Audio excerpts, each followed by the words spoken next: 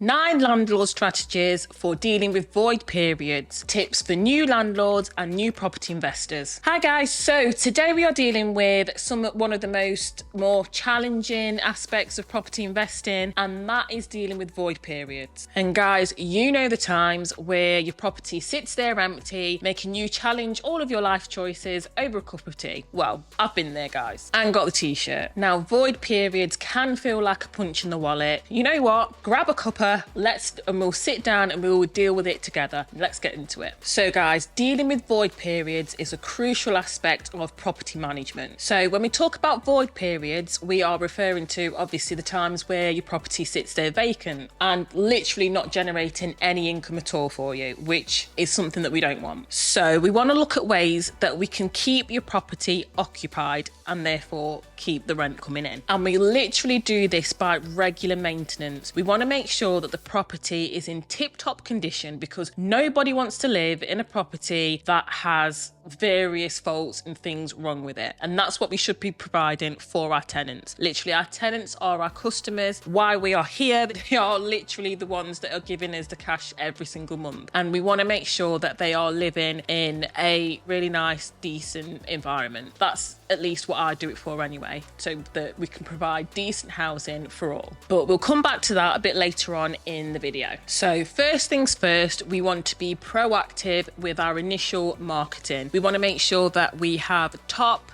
tier photo for our properties and for each and every room, so that it showcases our property the best that it can do. But we also want to be realistic with these photos. Yes, it shows our property in a really, really good light, but we want to make sure that we are not sort of hiding anything that could be potentially bad. We want to make sure that we are displaying the property as it is, so that potential tenants don't see one thing and then come to view and then see another. So we want to make sure that the property does look nice in the first place, but also that the photos are realistic, so there isn't a misalignment between expectations and reality. But we also want to emphasize all the good things. So if you're anything like myself, you would have done a really good renovation. So we want to be showing that and showcasing that in the listings. We want to be showcasing that it's had a completely brand new kitchen put in, it's newly painted, new carpets. You know, if you've installed new windows, you have done that. If it's then increased the energy efficiency, we want to be showcasing that. So making sure that obviously the EPCs are available for whoever, you've got all the gas, you've got all the certification that's needed, you've done everything that is needed and wanted and warranted by the government how to rent guide. So your property is up to scratch and up to government standards, and we also want to show that within the photos as well. And it is also a great idea, so when you are initially doing your renovations, to make sure, think about the energy efficiency of the property if you are thinking about doing a renovation to rent, so that it reduces the potential tenants' costs you spend on things like energy or heating and stuff like that. So what we did on a recent property is that we upgraded the thermal conductivity of the external wall, so that therefore the heat was kept more in, so it's going to reduce the tenants' bills to heat the property. So that is something that I would highlight on the advertisement as well. And by the way, my name's Sabrina, and I document my property journey here on this YouTube channel, and I've also documented the whole renovation process of my last property that I was just discussing from start to finish. So if you want to see that, think about subscribing, and please like, comment and subscribe. And the next sort of tip or step that I'm going to be discussing, it's about having the right strategy when you are setting your rents. And I know rent in the UK this current period is going through the roof, so you might want to think about, if even though you could charge X amount, do you really need to charge X amount? Maybe you could charge a little bit less to curb that and make things a little bit easier for the tenant, and then you'll get a long-term tenant that's going to be looking after the property, because you've given a decent rent amount. You've set it so that it's not as ridiculously high as it could be, but you've taken that little curb off, so you're going to get a tenant hopefully would really want to look after the property and would want to stay, because they are getting a good rent for what they are getting. And this is something that I'm passionate passionate about, because I sort of want to change this narrative of the whole landlord sort of perception that we have here in the UK. So if you're wanting to sort of set out and do is have affordable rents, that is something that you could look at. Maybe your renting strategy. Do you have to charge that amount? Could you charge slightly less, still be making a profit? Then you're going to get a more sort of valued tenant that's going to, one, look after the property a lot more, because obviously if they were to leave and go anywhere else, they're going to be paying a lot more money, and two, they're going to want to stay there for quite a long period of time. So that in itself is going to combat the whole avoiding voids thing as well. And that, again, that leads me on to my next point. It's maybe having that flexibility with your tenant and having that relationship with your tenant as well. Again, if you build that up, in most cases your tenant's going to value you as a landlord, so therefore they're going to want to stay longer if they've got a good relationship with you. I'm not saying let someone walk all over you, but what I am saying is be a bit more flexible with your tenant and have that relationship with your tenant, because then again it's going to feed back into the whole idea of still being professional, but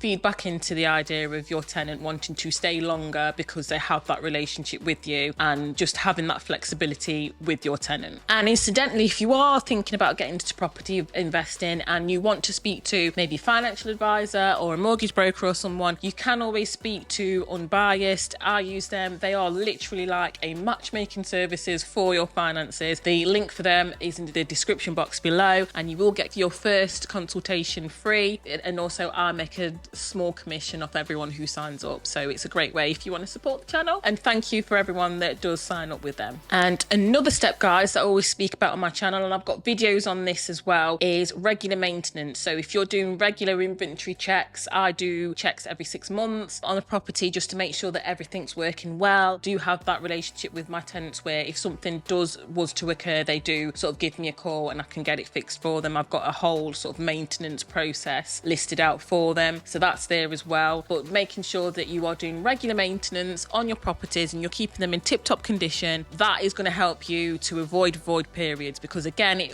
feeds back into the whole having that relationship with your tenants key point again, and it's going to make them want to stay longer, so therefore avoiding or mitigating against those void periods in the first place. And another point, again guys, it's networking. Obviously let your friends, family, people know that you do have a property that is available. They might know somebody that's looking for a property, and then you've got that connection straight away where you can have that there for you. And then you never know, guys, your next tenant could be literally a conversation away. It can be a good thing, it could be perceived as a bad thing as well, having that connection with the tenant. But in general, people that know you might look after the property a little bit more because they have that connection with you. You could argue that, and you could argue against as well, because they might take advantage. But word of mouth, it can spread, and it could spread to somebody who is looking for a property. And also if you build those relationships with local businesses, local estate agents and things like that, they might be able to get you onto their books and then have a look for potential tenants for you as well. And that leads me on to my next point, and that is to get a professional property management company in place, whether that be with your local estate agent, and because then again, if you're not sort of up to scratch on all the things that you need in order to let out a property in the first place, an estate agent is going to go through all those steps with you. I've used an estate agent, Northwood here in Nottingham is who I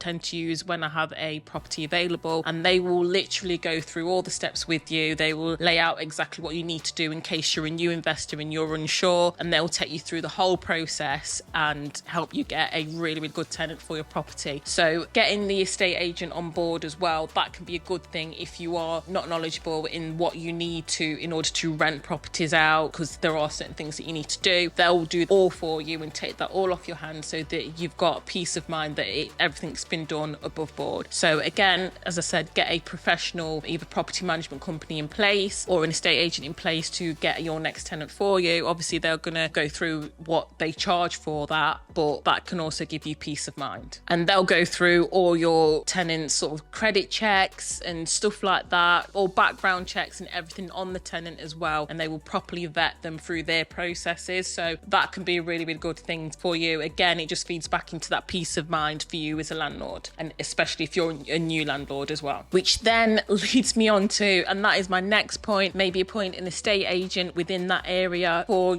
to get you a new tenant. And for example, if you are a remote investor and you do appoint an estate agent from the local area, they're going to have the advantage of having that local knowledge. So that's going to really help you, as well as sort of all the knowledge and the steps that you need to go through in order to let your property. For example, all the certification that you need for your electrics, your gas, things like that. They're going to make sure that your property is up to scratch, as in it's got all of the smoke detectors and things like that, that carbon monoxide detectors that are needed in properties. They're going to make sure that they do an EPC for you. They'll do your inventory checks. They'll do everything for you. So you've just got that peace of mind from local knowledge, if a remote investor, and also if you're a new investor and you're unsure what you need in order to rent your property out, they'll be able to let you know that as well. And my next point, guys, is if you have a property that's fully furnished, maybe you could look into either an Airbnb or some sort of short-term let that's going to fill that void period and keep that income coming in for you guys as well. Maybe there's something going on in your local area where there's a load of workmen involved. Maybe there's a regeneration project going on and you've got a burst of workers in. Maybe you can rent your property out to the workers that are there. Maybe if they're staying overnight, you could utilize that as a short let so that you can fill that void period in between getting a long-term tenant into your property. And my last point as well, guys, and this is something that I sort of say on my channel quite a lot, and that is having proper financial planning. So what I always do as well is, one, maybe you can make sure that you're covered with your insurances. So if you've got your proper landlord's insurance, you might be eligible to claim on that and get a regular income from that. If you've got a void period or if the tenant's not paying rent, you can claim on that. But also I sort of build up a pot, and what I want to do is build a pot for each and every one of my properties. So if anything does happen and I do have the void periods, I have planned financially to cover those void periods as well from that pot of money, so I can still pay for things like, I know, the council rent for that month or something, or cover the mortgage as well for that month.